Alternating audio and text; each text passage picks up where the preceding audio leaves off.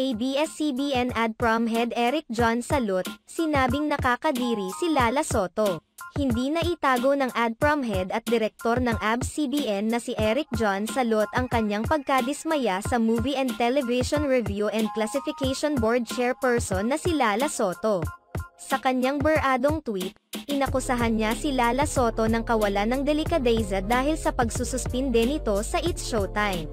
Matatandaan na inilabas na ng MTRCB nitong September 4 ang kanilang suspension order laban sa It's Showtime dahil sa ginawa ni Ayon Perez at Vice Ganda na pagkain ng cake icing. Wala kang delikadesa Lala Soto. Kadiri ka. Sa ngayon ay hindi na makikita ang tweet na ito ni John Salot. Gayunpaman maraming mga netizens ang nakakuha ng screenshot mula rito. Sa kabilang banda, hindi pa naman nagbibigay ng pahayag si Lala Soto hinggil sa pambabanat sa kanya ng mga netizens at maging ng ilang malalaking tao sa industriya.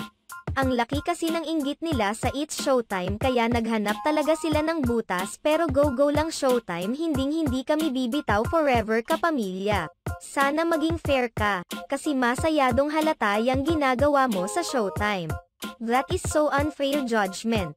Holier than thou. This will not stop us from supporting It's Showtime all the way, but we will stop supporting Sotos in politics all the way.